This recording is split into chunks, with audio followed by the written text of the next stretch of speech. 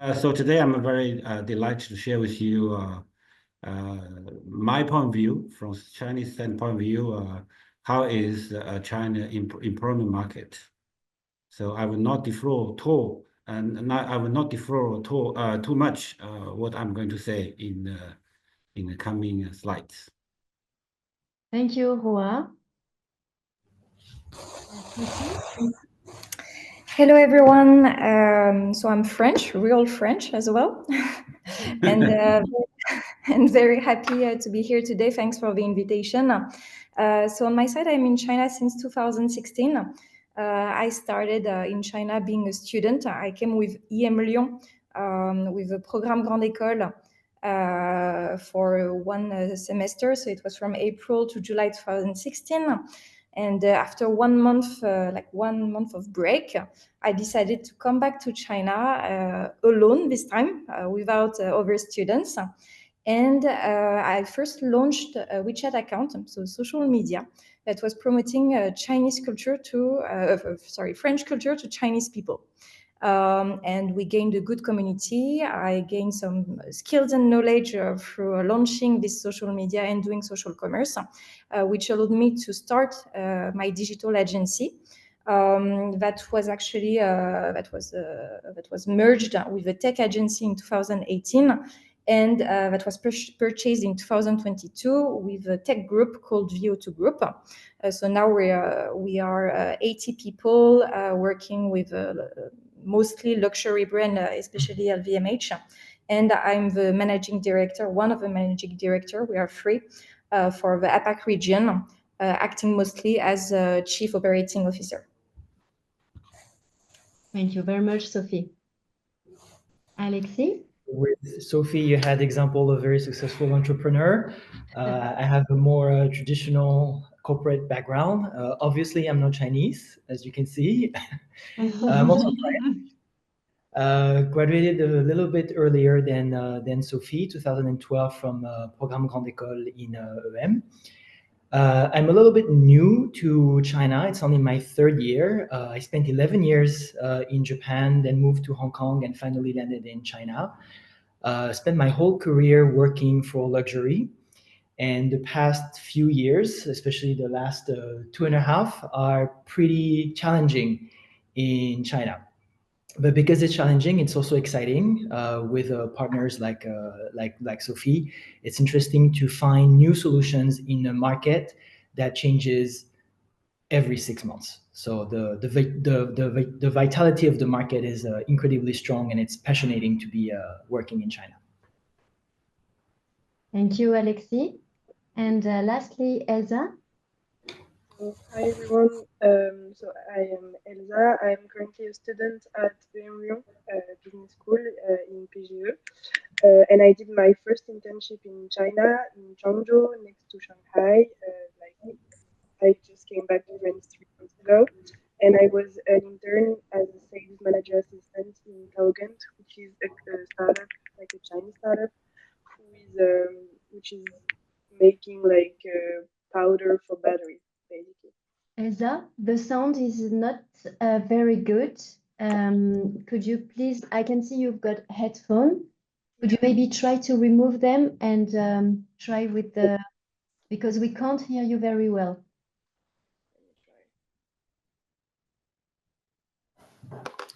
Does it work better? Yes, much better. Okay, great. So I do it again. Thank you. So I am a student at EMLYON. I did my first internship in Zhengzhou, next to Shanghai. I just came back to France like 3 months ago, and I'm currently a student right now in Lyon. And in China, I was sales manager assistant in Taogent, which is a company who is basically doing like powder for battery. Thank you very much, Elsa. It will be very interesting to hear your experience as a student. But let's start now with the global picture and the employment situation, the industries and employment trends in China at the moment by, so Hua is going to present that. So Hua, the floor is yours.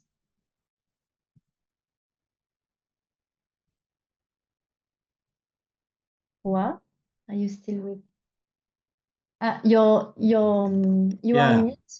Yeah, I unmute my microphone. So good Perfect. evening and good afternoon to those who just joined us. This is a very big topic, employment in China. As a matter of fact, I work as HRD for a very big company in China, so I knew what is happening and what is the employment situation. Before tackling employment situation, let me give you what is China look like. So very often China is very badly or not enough understood. So those are the figures you can find everywhere. So China, first of all, is a very big economy. It's the second one, if not the first one. And China economic growth in averagely I mean from 5 to 6% annually. So this is Chinese economic growth. And also the market is very big. We have 1.4 billion people. Of course, not all of them are consumers, but the Chinese middle class is as big as European, all European countries put it together. It's about 500 million consumers that have equivalent of European purchasing power. So this gives you an idea how the big is the market. There's a room for everyone. That's why all the big brands are here. Gucci, Hermes, Louis Vuitton, just to name a few of them. And the third and last one is the global trade. China is the biggest trading power. China is the biggest, export. China is on its loan 30% of world GDP growth. So today, in this very uncertain geopolitical circumstances, China offers its competitiveness. So this is one thing I would like to say. China is unique. China is very big. And second, I would like to share with you that China is no more a low-cost country. China is now one of the leading nations in terms of EV, in terms of AI, in terms of 5G, in terms of a lot of things, with global players like Alibaba, Tencent, Huawei, and just name a few. And China also becoming also a global player in terms of other traditional sectors like high-speed train, like we also have some airspace industry. So not only China is old country and old civilization, but also China is becoming one of the leading nations in terms of high tech, in terms of soft power. Now coming back to the real fact, of course, China's labor market is very competitive. It's very competitive because all talent people want to come to China. I think China's attractiveness lays on its, first of all, stability. China is very stable. China also very safe. There's nothing more important than safety and stability for young people. So back to 40 years ago, I went to France as a student. I studied in Sciences Po, and then I had some career in France. I taught in HEC Paris, EMLYON, Sorbonne. And nowadays, I encourage French students to come to China because the world is evolving very quickly. Okay? And China is also, I would like to say, very diversified as a labor market. You have, first of all, a mega city like first tier city like Shanghai, Beijing, Shenzhen, Guangzhou, Hong Kong, all of them having a population over 20 million. As you know, 20 million in Europe scale is a country size, but China had many cities having. I have figures here. We have 150 cities having more than 1 million people. So this is, I think, is a unique size of of job market that can be offered to you. And second, China is the country where the urbanization goes along with industrialization. So this is the trends that occur together in such a big size and in such a quick speed. This is a unique phenomenon that humanity in the whole have never experienced. So this makes China a unique workplace for people to be. Okay.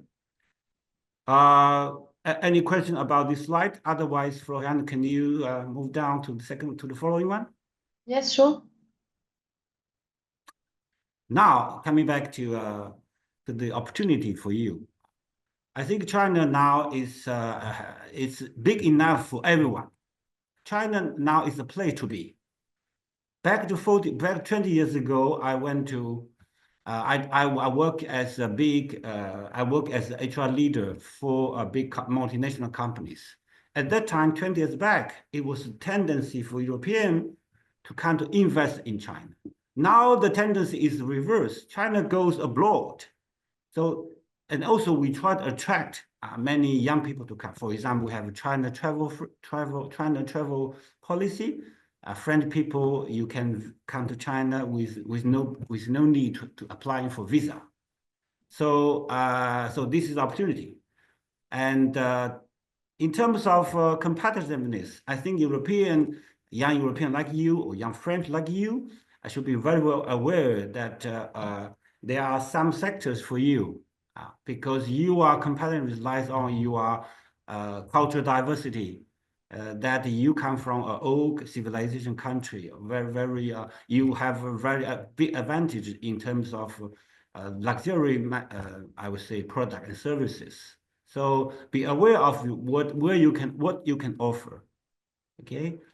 Now, also, I would like to say I see some sectors that might suit for your future, which is consulting, creative, because you are doing a business school, so you are not doing an engineer school. If you are engineer's background, I would say other things. So let's be very focused on our student profile. So I see some opportunity for you in terms of creativities, because content creation, because French people, for us, first of all, you are very romantic and you are very creative and you are very inspiring. All those factors make that you can pack yourself as those who have a different, I would say, career opportunity, competitive edge versus German, versus American, versus Canadian. Okay, and also, since you are all business school students, probably you can do some consulting and finance, because China people, we are very good in manufacturing goods, but we are less good in terms of selling things, in terms of consulting, in terms of content creation. Because France is a relatively small country, but you are very creative in terms of artistic design, industrial design, in terms of those content and how to say, luxury designing. So we need such talents. This is what I see as opportunity. I think it's the end of my slide, Florian. Oh, I have. Yes. Okay. Yes, I think that's all. Thank you very much, Roa, for this big picture of the employment market in China. Sophie is now going to share the general information you need to know regarding immigration process and visa. Just a few words before Sophie starts. This slide is not designed to give you detailed information. No? This is just the big, like the generic and general information, and then if you for more detailed information, you need to refer to the specific websites. So Sophie. Thank you. So first, I completely agree with the previous slide that was introduced by Roa. I think it was very interesting, and I can observe also in my field of work that creativity is really praised from French people or other nationalities, but it's really something that you can bring to a Chinese market for many reasons. If you're interested, we can talk further about it during the Q&A. But I think that's a very interesting point to highlight. So coming back to a more practical question, like how to come to China. So first, as a disclaimer, indeed, I'm not an HR manager. I prefer to mention like this slide is very general overview, and for detailed information, indeed, as was saying Florian, don't hesitate to like seek help from professional or like agencies and so on. So what I wanted to show first is you have two types of situation. Is probably today we have people looking for an internship, so before graduation or just right after, and people looking for employment. So I wanted to map a bit the two cases you might have and the options you have in both cases. So starting with before graduation, so you have two main ways, I would say, to come to China. First, it's an initiative shared by French and Chinese government. It's the 1000 stagiaires program, so 1,000 internships program, to translate it directly. So since 2016, you have 1,000 young French people and 1,000 young Chinese people who are able to complete a 3 to 6 month internship in the partner country. My advice here is be motivated because most companies, they know very little about the process. In their mind, they think it's very slow, painful, it requires a lot of extra efforts from the HR departments, but it's not impossible at all. So you need to show like great determination if you want to come to China through this partnership, meaning that when you apply, you explained that before applying, learn about this process to see if you're eligible. It's not too hard to be eligible, and tell in your application that you are eligible for this process and that you can handle most of the paperwork for the company. It will be an element important from your from your application. Trust me, because I receive a lot of internship application on my side, and the trend for HR is to remove right away people who come from abroad because they think like the students don't have the right visa and are not eligible. So that's my first advice for this program. If you want to know more about it, don't hesitate to check the French Embassy in China website. Second option is academic exchange. And actually, I will talk about French schools, but many French schools have a campus, including EMLYON, with local Chinese universities. Some of these Chinese universities, they offer a visa. The process is quite simple. So as a company, we know it's quite painless to hire like students that are already in China, in a Chinese campus. Like for example, I had students from ESCA, Schema in my company. So it's like if you have an an exchange program here, it's also a possibility. Then let's move on to the after graduation. So if you're looking for a job in China, you have also, again, two possibilities.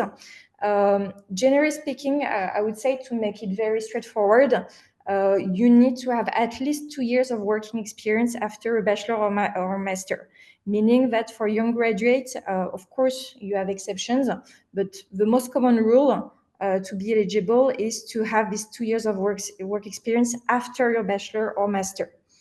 So coming to the first option, I think many of you are aware of the concept of VIE, so French International Program. So you have like conditions, like some conditions that I listed. You have more on the website of Business France, so I invite you to check.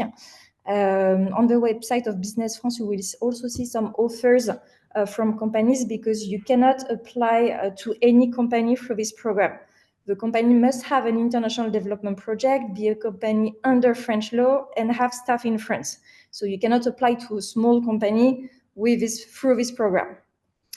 And my second advice related to VIE is don't think it's impossible to have one, because sometimes like in your mind, you're like, oh my God, there are so many people applying for this kind of program. It's impossible to have one. No, that's not true. I have also the personal experience of hiring a VIE for a finance manager. And actually, there were not so many applications and not so many people exactly fitting within like the frame we had in mind. And actually, I know like also many VU in China. Some people, they were hired in marketing while they had almost no marketing background. So my advice is, if you want to try, go for it. Just what is important is learn about the company, show you're interested, show you're passionate about the market, and you have your chance. Yes, there are people, but don't think these people are better than you. Like you have your chance. And last option is like the normal employment, the Z visa. So in China, we have a point-based system, meaning like you have points depending on your age, years of experience, diploma, Chinese proficiency test, location for work in China, salary, and so on. And based on the number of points, you are in a category, so category A, B, C. You need to be category B, at least to come, ideally. Exception is category A, meaning that, for example, if you have a PhD, if you work in a strategic sector, if you have a Nobel Prize or like something like very significant, you can also skip the point-based system and directly go to work to China. So that's the general the general introduction about how to get a visa in China. You have an exception is young graduates who have studied in a Chinese university and have obtained a degree can also apply for a working visa in China under specific conditions. Thank you, Sophie, for these very useful informations. If you have any questions regarding this section, you will be able to ask them at the end of the session during the Q&A. So let's hear now the personal experiences of job search and working in a Chinese company by our graduates and students. We are going to hear Sophie, again, Sophie's experience of job experience in China. And that's perfect because at the same time, Alexandra, I saw your question, so I can reply a little bit through this slide. And of course, we can expand later because actually I talk about the language part. So I try to develop each part, I think, of the process from searching to being here and working in China. So for the search, like if you're looking for a job in China, first, there are many websites, foreign websites first, where you can find some job positions, job descriptions. So you have Glassdoor China, China Job, eChina Jobs, Go Abroad, Huawei Career. So just make a research and you will see there are quite many websites to find positions. You also have many offers on LinkedIn. So it's worth to have a look at LinkedIn, even though LinkedIn has been banned from China since August 2023, I think, or 24. Yeah, but you still have a lot of job positions open there. Of course, you have a local recruitment websites, like for example, Liepin, Boss, My 51 Job. Sometimes the job descriptions are also in English, so it's worth to have a look. Sometimes they're only in Chinese because, of course, it's a China website. So if you speak Chinese, of course, go there. My general advice would be download WeChat because it's the key Chinese app. You also have a lot of WeChat groups, and you have, like, for example, the WeChat group of French Tech. You have the WeChat account of the French Chamber of Commerce, and they regularly post job descriptions. So you can also find a job through these networks. So that's for the job search, and I think some other people will share more about how you really need to pay attention to to the company you're applying to, like make your research, do your homework. It's very important. Regarding the challenge, so Alexandre, you were mentioning about the Chinese language. Is it compulsory? Is it not? What I would say, so even if there are opportunities definitely in China, one thing I want to be very straightforward is don't think that recruiters are like looking for foreigners, meaning that the market is quite competitive. You have Chinese young graduates that can speak 2 to 3 languages. I have people speaking Chinese, English, French, so they can do it. They have studied abroad, they have studied in good universities. So just don't think that speaking is enough. Like you speaking French and English will be enough for the market. Then after this kind of disclaimer, I don't want to also make you think that Chinese is 100% compulsory. I'm not a bilingual Chinese speaker. I don't think you are either. I'm getting there. So we're working on it. I'm not bilingual. So you can see it's still possible to be working in China without pure proficiency. But at least study the language, show you're interested, and don't be arrogant when you approach a company. Another thing I wanted to highlight is the visa and work permit, meaning that if you get your offer for China, very important is first, it can take some time. So it can take like 2 months and so on. So just have in mind that it takes a bit time. And second, be aware of one thing is that working without your work permit and residence permit is illegal. Yes.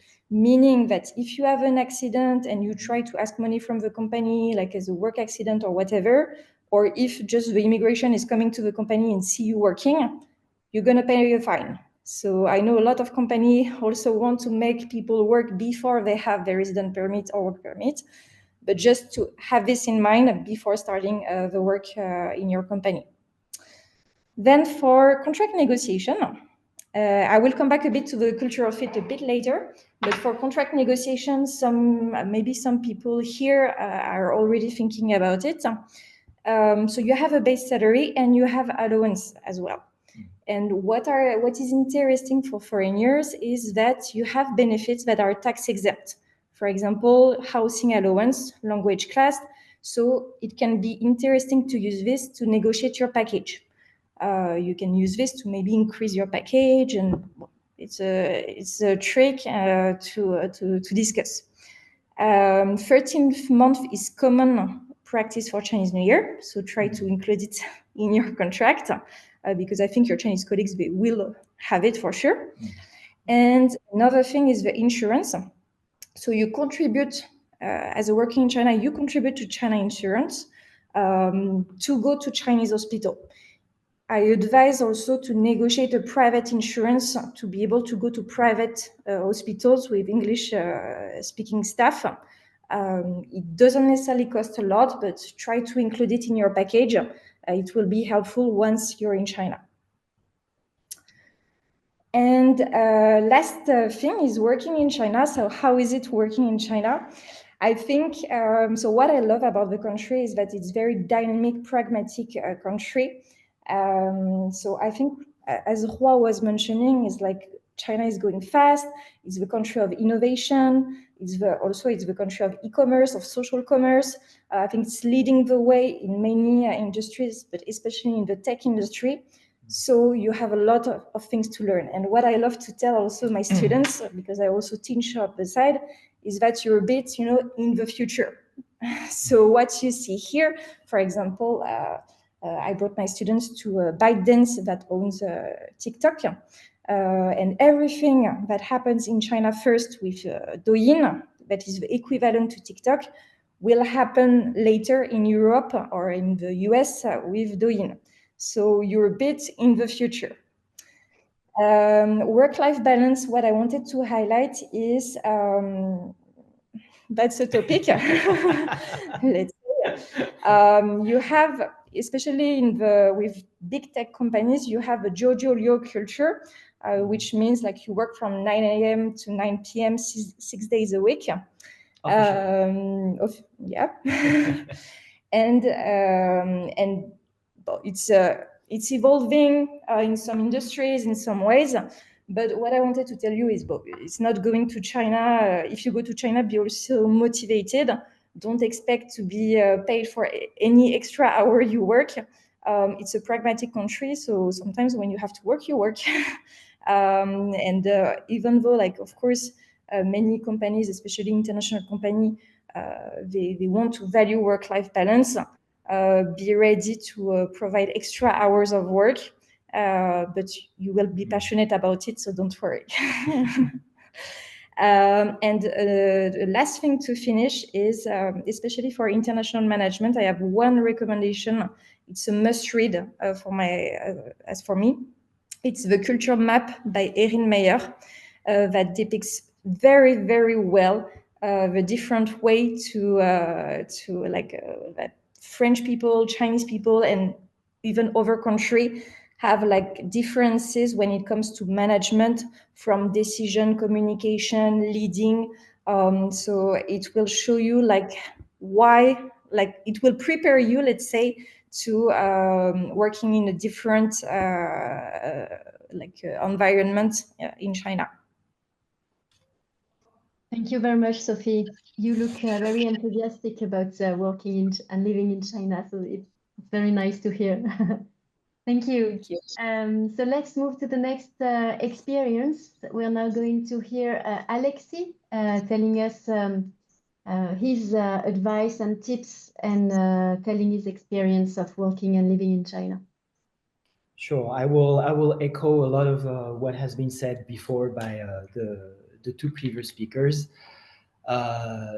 China is very exciting.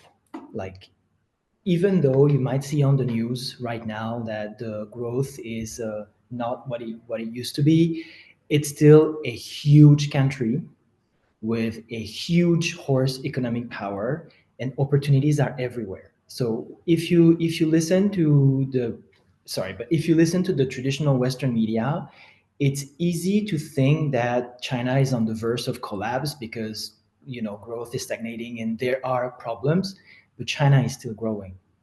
It's still growing, not as fast as it was, but a few percentage given the size of the country is still huge, meaning that even if it's slower, it's still a huge boat with a lot of opportunities.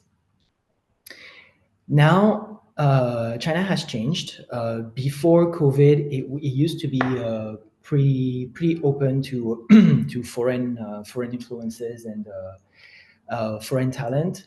You need to be a little bit aware that the atmosphere has changed. So after COVID, China has been very centered on itself. It was one island really separated from the rest of the world. And with the changes in geopolitics, the way China sees itself right now is very much like what you see in America, meaning China first. So you will be valued as a foreign talent as long as you can bring something to China. So what Hua was saying about creativity is true. You need to come with a set of special skills or a special talent that makes you stand out in this market. Yes, it's a huge market, but that also has a huge workforce. You will be in competition with people probably your age, with, of course, Chinese as a first language, English as a second language, and probably a third or a fourth language that is spoken as well. So be ready to be in competition with those people. So make sure where you stand. Like, everybody has their special little magic wand. Try to find what is yours. If you know what it is, you'll have a card to play. Now, giving a little bit more context on the work culture, working a lot is normal. Working a lot is normal. It's not only working a lot, it's working fast. China is on a speed that has a name locally. You say 中国速度. It means Chinese speed. And Chinese speed is probably the fastest speed after the speed of light, probably after the speed of sound. Here, when I work with my bosses or with my teams, I don't give deadlines, and my boss doesn't give me deadline either. Because when something lands on my desk, it's for right now. Right here, right now. My boss asked me a question at 10 p.m. on my WeChat. He or she expects an answer right here, right now. So be aware that as a European, when you can draw a very clear line between what is your personal time, what is your professional time in Asia in general, because I come from Japan when it was somehow the same, but in China in particular, be aware that work virtually never stops. It really depends on your industry. If you work in tech, it's very much the case because tech moves so fast that you will have to be on top of things all the time. If you're in retail, as long as the stores are open, then you're technically working. So you need to be ready for this. Chinese, like when you work in China, you have a different way to take on and off. It's not black and white like in Europe. There's working hours and non-working hours. Here, there's more working moments, relaxed moments, working moments, and you sort of put them together. So this is about work-life balance. And the last thing I would like to touch upon the sort of general mindset. If you come from Europe, with the traditional education that we receive in Europe, it probably has changed since my years. But we tend to see China as somehow developing, but still behind.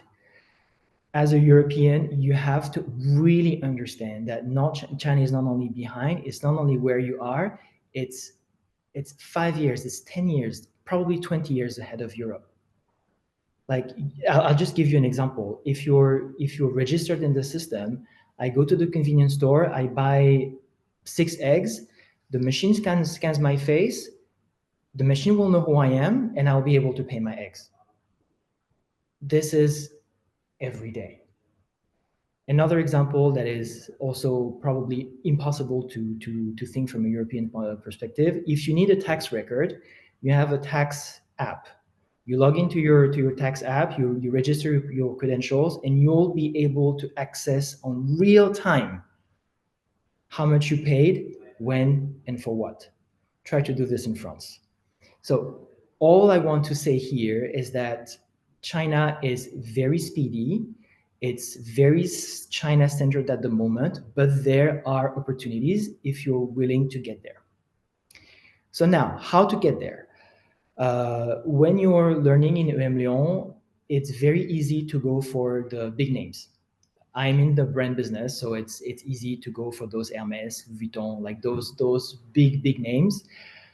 Especially if you're a student, I would really encourage you to not be so choosy about the name of the company you work for, and not so choosy about the city you work for. Probably Elsa will say a few words about this because you're in Shanghai, but not really in Shanghai.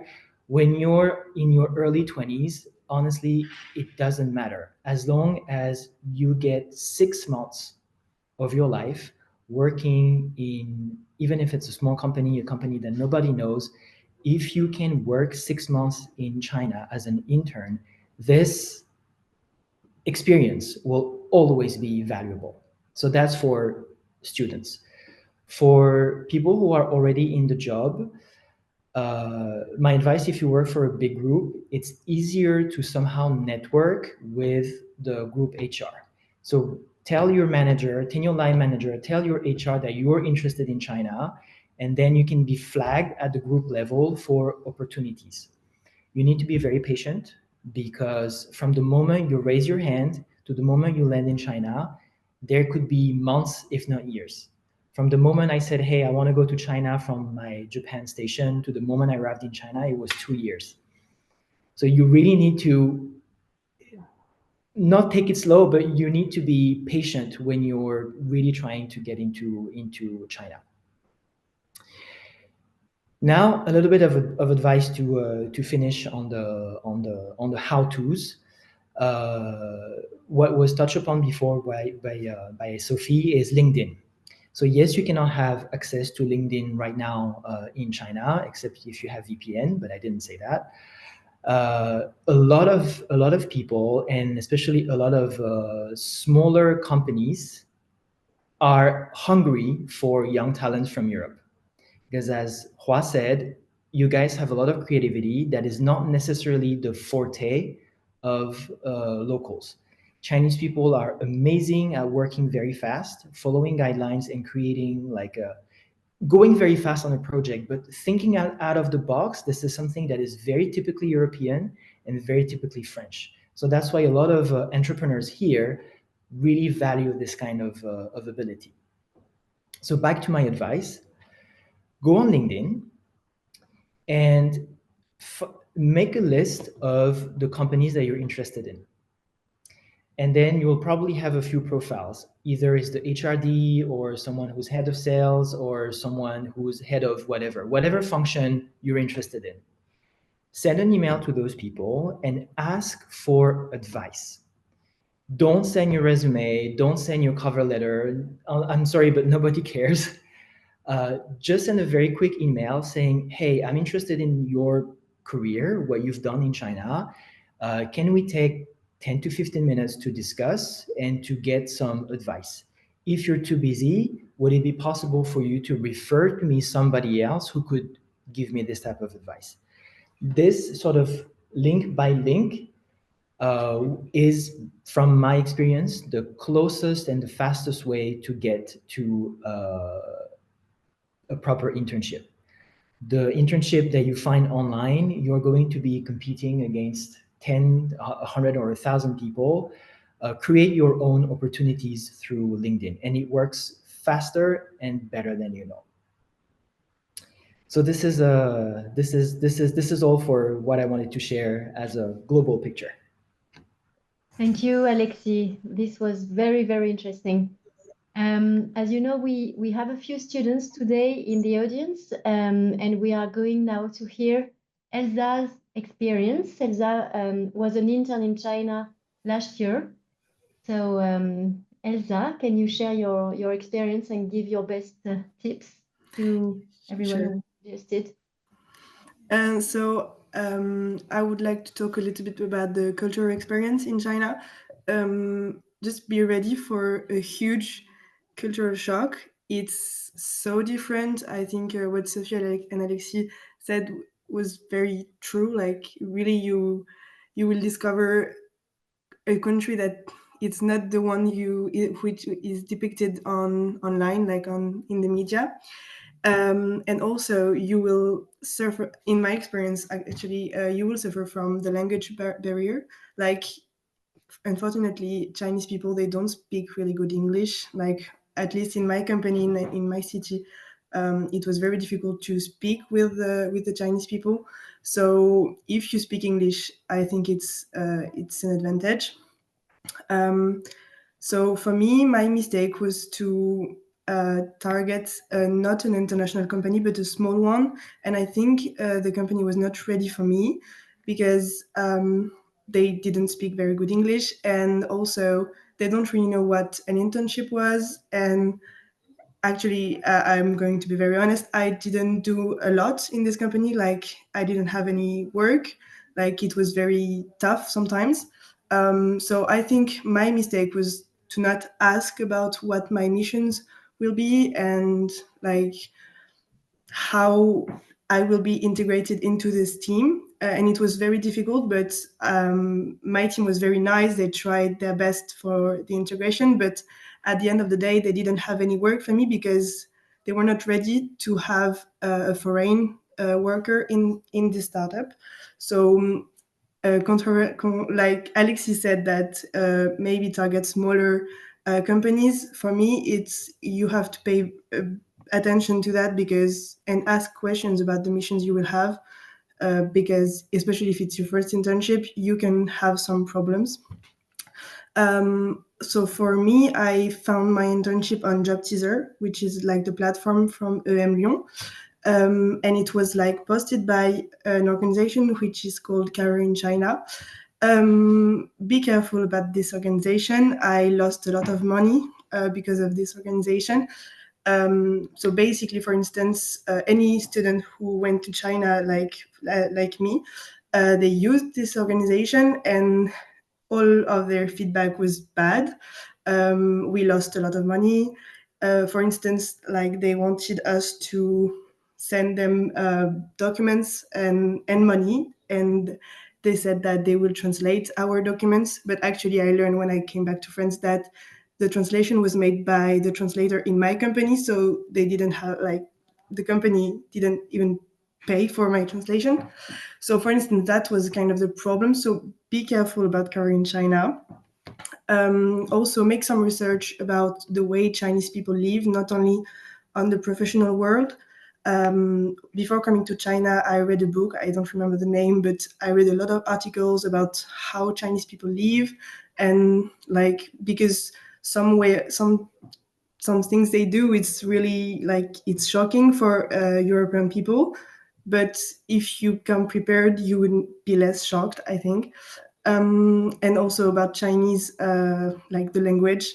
If you can take Chinese lessons, it's great. Well, thanks to Career in China, I had the opportunity to take it. So now I can speak a little bit more Chinese. So it will help you better understand the culture and the people. And also to make some friends, because for instance, my Chinese teacher, she knew a lot of foreigners, so it can kind of create a network so that you can find friends, because in small cities there is not so many foreigners, so you can feel sometimes a little bit lonely. But I just don't want to say that I had a bad experience in China. I loved working there. People are so friendly, and the country is just beautiful. You can travel a lot. It's it's kind of cheap especially if you're a student like me. So it's very accessible and cheap. So it was a very good experience. Just be careful about the type of work you're looking for, and the kind of organization you're trusting. Thank you, Elsa, Welcome. for sharing your very personal experience. I'm sure this will be useful for students who are listening today. So now, last part of the webinar, before we open the Q&A session, our speakers are going to share their do's and don'ts. Hua, can you start with your best advice and the don'ts as well? My advice would be please stay connected with Chinese, of course, connected also with your family and friends, and stay optimistic. This is what I would like to recommend as a do. Don't. What I would like to say is that don't limit yourself to the first tier 1 cities, because as Elsa had experience in second or third tier cities like Changzhou. So of course, Shanghai, Beijing, Guangzhou, Shenzhen, they are tier 1 cities. They are very big, but also very competitive. You have a lot of tier 2 cities like Suzhou, Hangzhou, that are less populated, but nevertheless very innovative. So, and even third tier cities. As I said before, we have 150 cities with a population over 1 million. So maybe you can go to Sichuan, to inland China. That might offer some less competition, and your unique advantage might be more valued. And the last one will be don't underestimate the cultural differences. Though we live in a globalized world, though we all speak some languages, now translation language for me is no more a problem, because you can use app to translate from one language to another. But however, there are a lot of unseen cultural differences between Europeans and China. That's all. Thank you. Thank you, Hua. Sophie? Yes, and just to put back some context, when we talk about second tier cities, less populated, and we name Hangzhou, it's still 9.5 million inhabitants. So don't worry, it won't be a small village. people around, no worries. So for my do, it's a bit what I mentioned before is don't hesitate to reach, for example, people on LinkedIn, people currently working in China, asking like about how did they get their job, how, of course, target people that are relevant to you, but trying to learn more about their own path and also what they think about working in China to get also very local insights. There are always some people willing to answer. Try to reach some networks. I was mentioning about French Tech. I was mentioning about the French Chamber. So you have a lot of local networks. For example, for women, there is La Ruche. La Ruche Shanghai. So you have like you also have IPWS for international women in Shanghai. So very different types of network that can help you to like find a position or learn about the market. And for the don't, I would say don't come if you're not ready for the fast life. So if you're willing to learn, if you're willing to thrive, let's say, and to be in a very dynamic environment, and yeah, especially in the tech industry because I work there. Go like don't come. Be ready to be in a fast-paced environment. Thanks, Sophie. Alexis? I already shared most of the do's and don'ts, so I'll talk about something else. First, to echo what Elsa was saying, when I was talking about middle-size or smaller-size companies, let me rephrase so that there's no misunderstanding, to not go through what Elsa experienced, which can actually really happen. I was more thinking about those smaller agencies or smaller companies that have been founded by foreigners in China who employ both locals and Europeans. And this is easier, it's an easier target as a middle step or even as a first step to go to China because they know the market and it's easier for you to integrate in an environment when there's at least the boss who's non-local. So I just wanted to put that back into context so that there's no misunderstanding. So on the do's and don'ts, do's, be patient. It's not because you're going to send one email or one LinkedIn message or one WeChat message that everything is going to work fine. You have to be prepared. You have to know first of all, you have to be prepared for interview. This is super normal.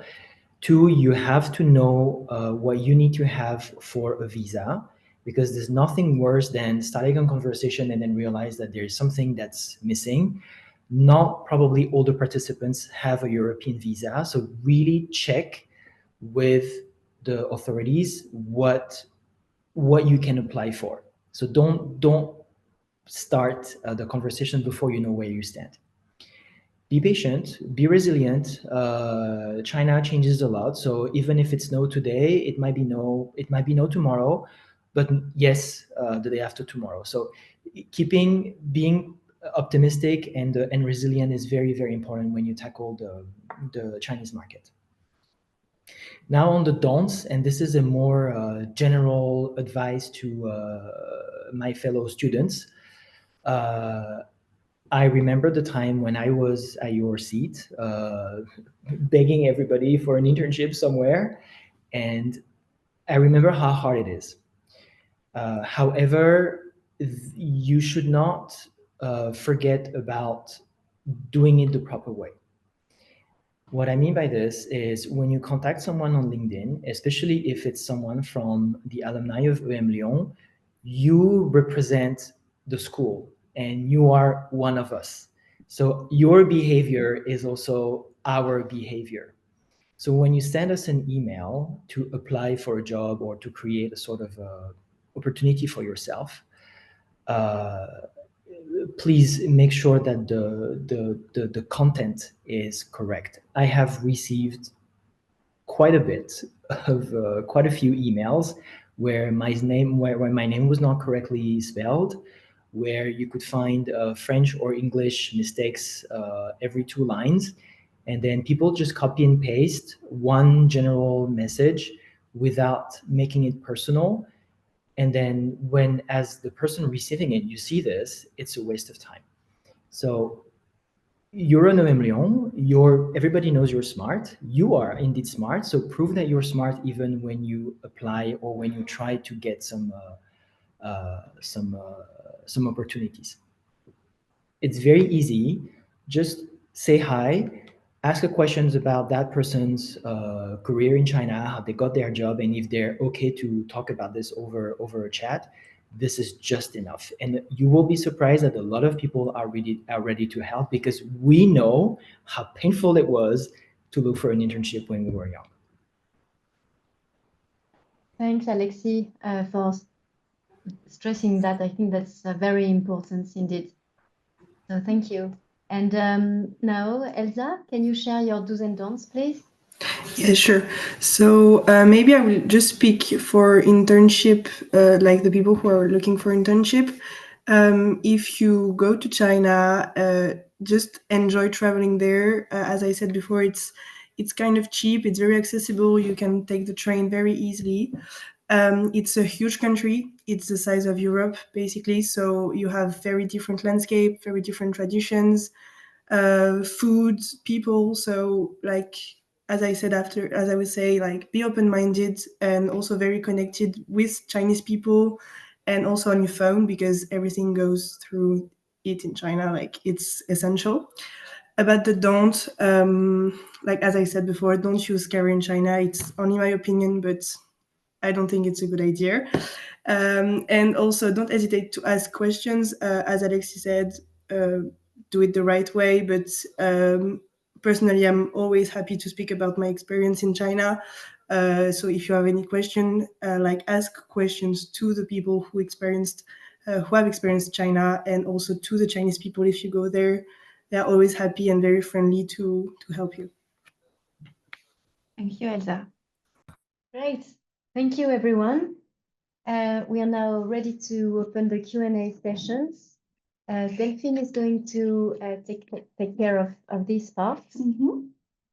So I don't know if Satish is still here, but Satish, you had a specific question about your age and your experience. So maybe you can just open your mic and ask a question that might be taken by any of our speaker. Satish, are you still here? I think so. Yes, you're still here, but I'm not. Wow.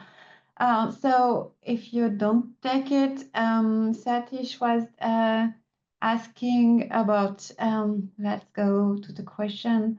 So Satish said, I've done a master in sports industry management. I'm pretty young, 58 years old, and did the MSc Sports Management in EMLYON.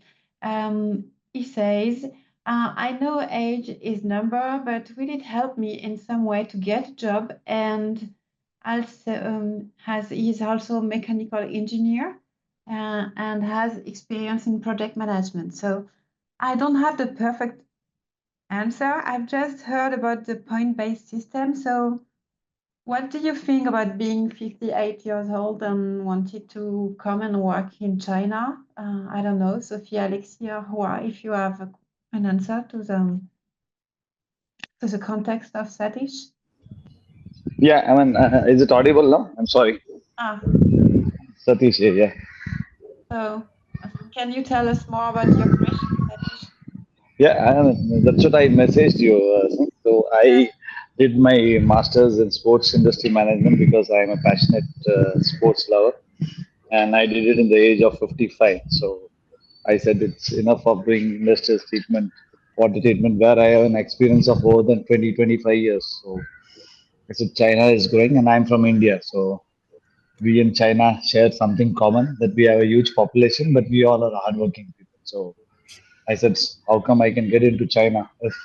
If people say the age is a number, so it's just a number. I am ready to do hard working, any hard work, and time is not a limit for me. So how can I get into China? So it was As quite hard simple as to that. understand because the sound is very bad. I don't know if Sophie or Alexi or Hua maybe something to add about the context of Sadish? On the pure on the pure, let's say, administrative way, I would say that I was checking the point system, and actually, to be honest, between 56 and 60, you get a little bit less points compared to people younger. But I mean, it really depends on all your background, everything you've done. I can share with you like the website, just if you want to see a bit more. I send it in the group. The website from Shanghai, where you will see a bit more about the point system, and you can see in your case what is relevant or not. So it's just the beginning of answer, just on the pure administrative way. Then I don't know if someone wants to complete on on the sector or yeah. Well, traditionally, Chinese people don't regard age as something negative. In traditional Confucianism, the older you get and the more respectable you are. So this is how traditional Chinese society functions. Now, it really goes back to what we were saying before. If you have a unique skill that is really specific to you, and then you can shine on an international scale, it really doesn't matter how old you are. My personal boss is, I think, over 60. He's Taiwanese, but he's over 60. Most of the senior leaders in my company are early 50s or mid 50s. Like seniority in China is not looked upon the same way as it is probably in Europe, as long as you're on the same speed. It's always the same thing. So it doesn't really matter. As long as you can punch high and hard, it doesn't really matter. Thank you. Thank you, Alexis. We had another question from Alexandre about the strategic sectors and the best target we should place we should apply to. So while you spoke about the specific sectors, can you maybe give more details about the specific sectors we could Yeah, the strategic sectors vary from one I would say one quinquennat, one five years plan to another. So Chinese now strategic sector they are I think 9 or 10. It's about robotics, about biology, semiconductor, what to say. All those I will say educating sectors that are strategical. Those who are not strategical are, for example, agriculture. Not maybe car making is no more strategical. Car making was strategical 10 years ago. Now no more. Property is no more. La construction n'est plus un secteur stratégique. So it depends on your personal interest. I think Alexandre, I don't know what is your profile. What do you mean by asking these questions? Are you doing a master in strategy management, or are you? Yeah. I don't know. It depends on what kind of your purpose. Alexandre, Hi, what's your purpose thank asking you. this question? Thank you very much for that. Thank you for answering. Yeah, actually, I've been working. I'm in the job market been during the job market for the last 2 years. I've been working for a consultancy firm. I mean, the name is Accenture. I've been working for this company specifically in the A&D, aerospace and defense industry, which is often, as we know about the news in China and the actuality and the prospects of this industry in China, I see it as strategic for China, but I don't know if it's still the case, if it's interesting and for companies in China, if it's still searched and looked upon positively in China. Big companies like Accenture, comment ça s'appelle, PwC, and I think they use a lot of French. French people are you are very appreciated for your critical thinking. I'm very sincere and frank. You are very appreciated. A lot of French people, they are high positioned as in the consulting or services companies for your critical thinking and for your logical. La logique cartésienne, elle est très appréciée ici. And what about the And, sorry. and après, and later, it depends on your what you want to do. And China is no more a country for low cost. So it's a country of high value it's a country for high value added people. So what has been shared before, I think is right. But the problem is that you are young. When I was at age 40 years back, France was very difficult. French was very difficult. Getting a visa in France is very difficult. It depends on your resilience. It depends on your motivation. Now China is a place to be. Given the geopolitical circumstances, China is the right place to be. Now the question for young people is not more if I want to come to China or not. The problem is how you can come to China. The question of if yes or no is resolved 10 years ago. Now people, it's the right place to be. On doit faire la Chine. La question de doit-on être ou ne pas être ne se pose plus. Of course, it's a very competitive job market. Which one is not more competitive? India is very competitive. So I think it depends on your I think on your how to say on your personal strategy development. Because as a young student, you should have a strategy. I'm a professor of strategy management. I know how it works out. So strategy is about long-term thinking. It's about critical thinking. Il faut se remettre en question tout le temps. And China is the right place because our best and the foremost attractiveness lies on the safety and the political stability. And this you find nowhere. Stability, durabilité, stabilité, et la sécurité. All those three elements put in that, China is now, I think, should be very attractive for young people like you. Alexandre, do I understand to your question? Yeah, perfectly. Thank you very much. And I wanted to know if there was a list actually of strategic sectors that bring more points. And I was looking at the point systems that send Sophie, I think, if I remember well. So thank you very much for the link, and thank you very much, Hua, for your answer. I come to France at Lyon, May, June. I will stay 4 days there. Probably we can meet there. If any question, it's easier and it's more practical that we talk on one-to-one basis.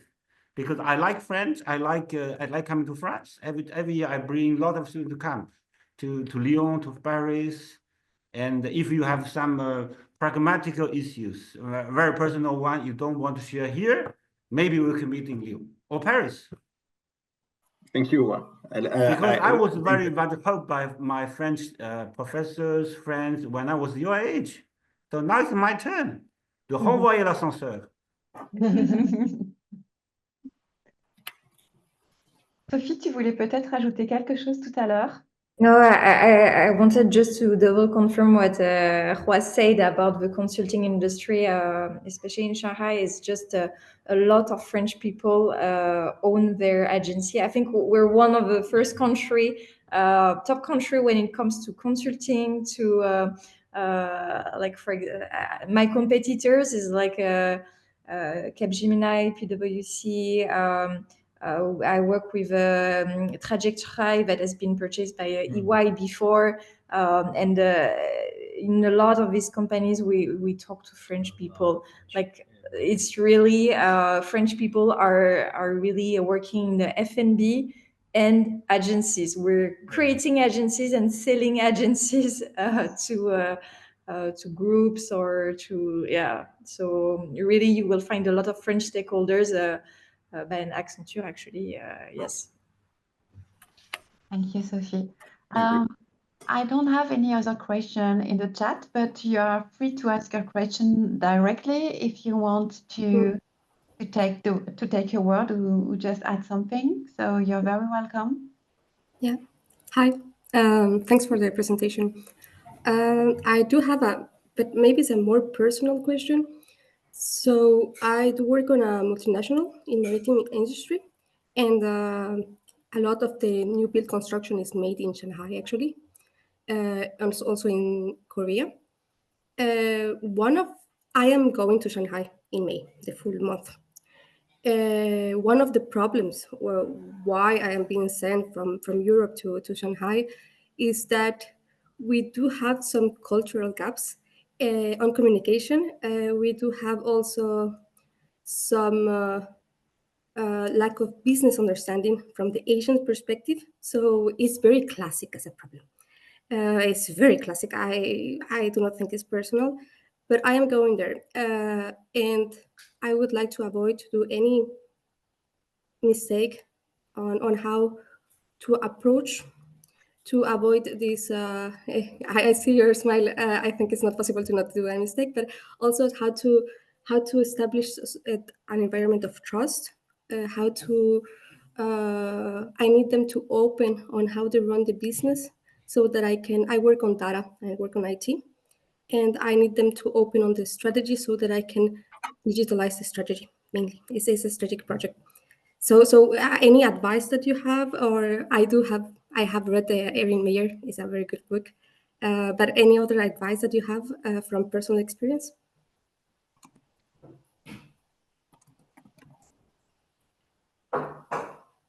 Sophie, Alexis, would you like to answer? No, but it's a very interesting question, because actually this is one of my top issue, because I'm working in China, but I deal a lot with HQ, meaning that, and when I say like very different industry, I mentioned about some of my clients, but I mentioned LVMH, but we have a lot that are very different, no matter the industry. One of the big issue is finding an understanding between China and any other country.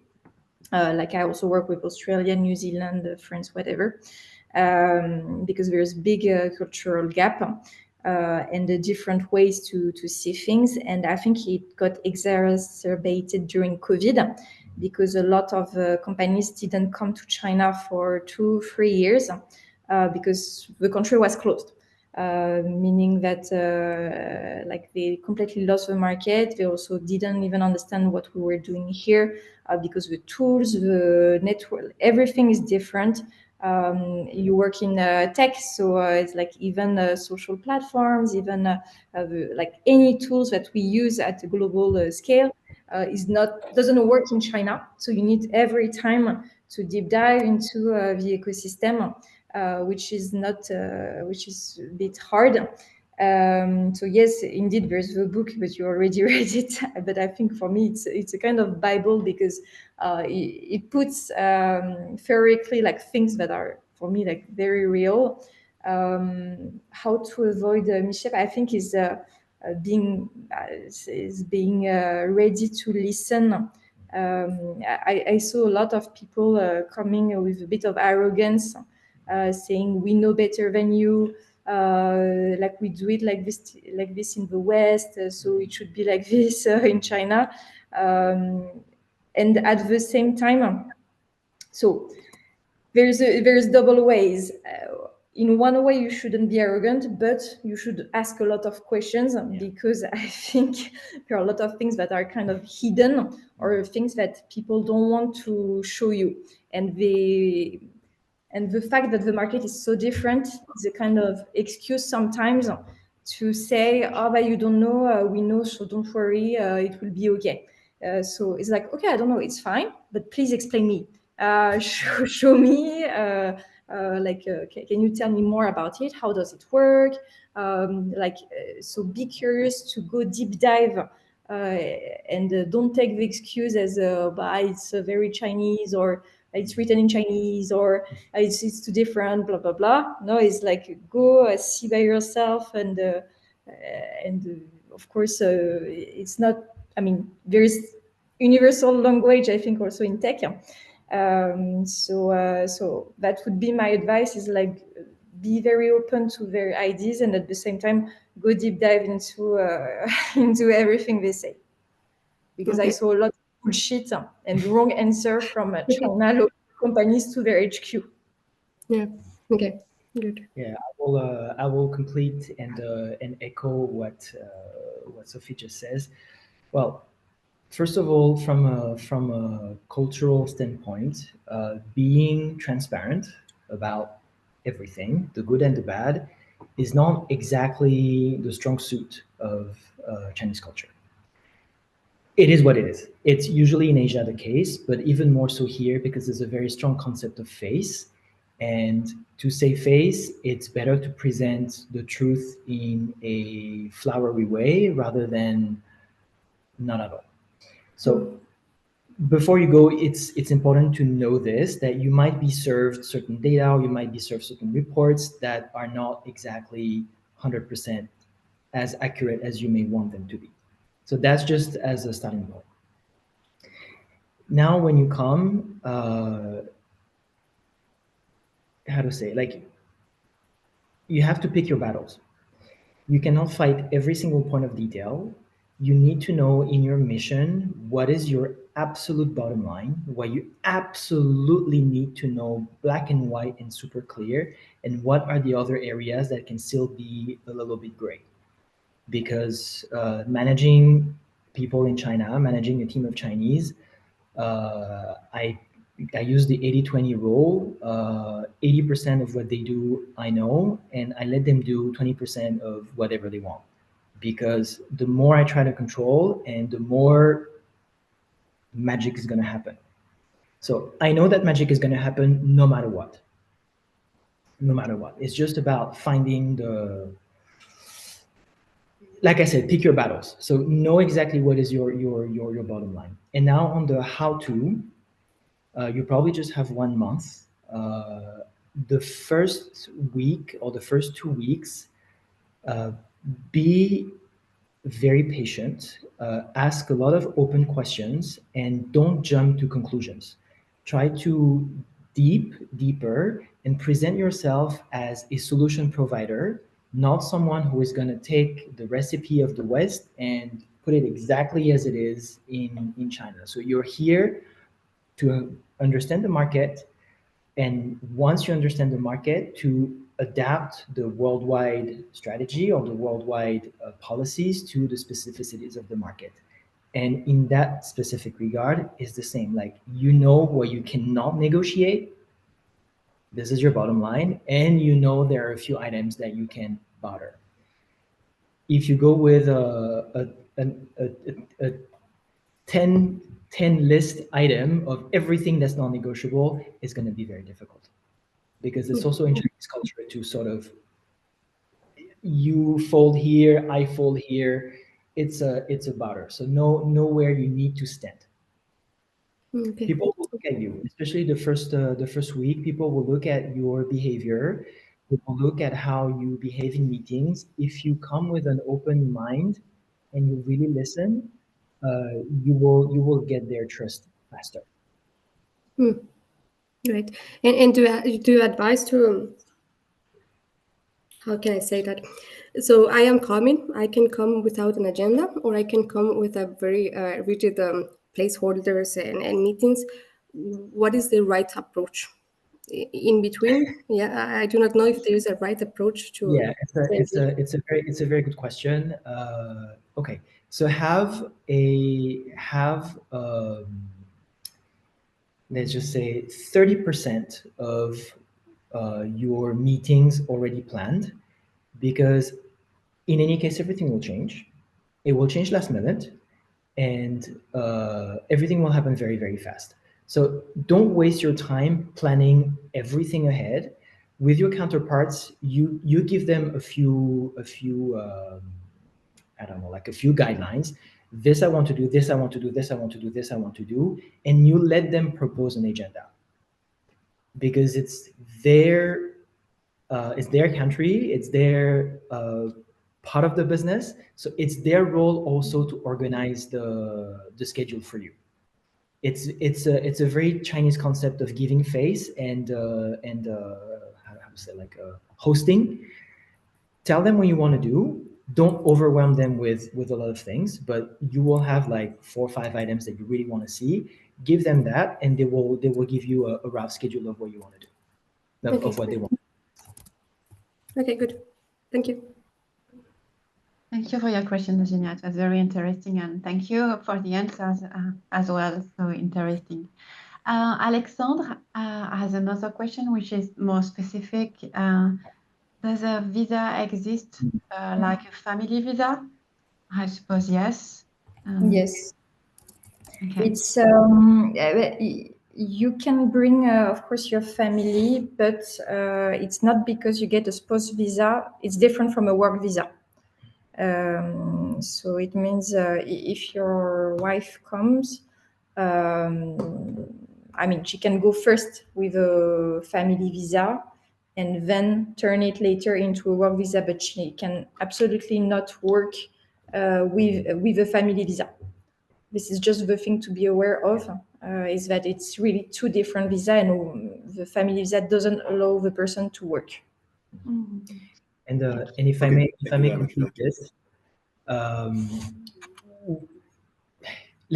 we've been optimistic so far, and we've been talking about finding a job in China. When it comes to visa, you also need to be aware of the exit. If for whatever reason your employer terminates your contract or you decide to leave, you have 30 days to get out. 30 days. Mm-hmm.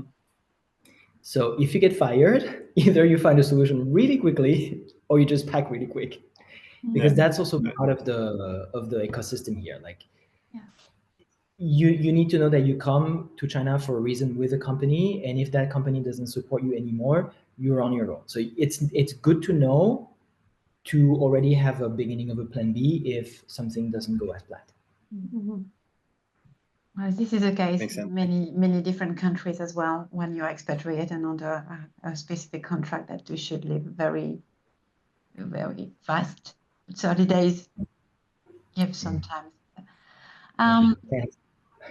Is there any other question before we leave? Because we have we are now at 2 p.m., so we should stop. But we maybe can take a last question. Or I have one, yes, if possible. Hi, everyone. Thank you very much for the presentation. It was very insightful. My question would be regarding the job search. You mentioned a lot of different platforms such as LinkedIn, etc., and the groups for women. Which one would you prioritize? Like which one would be your top 3? If and also maybe platform where I can find companies that are open to hire international foreigners. That would be helpful, because I have a very long list right now and I don't know where to start.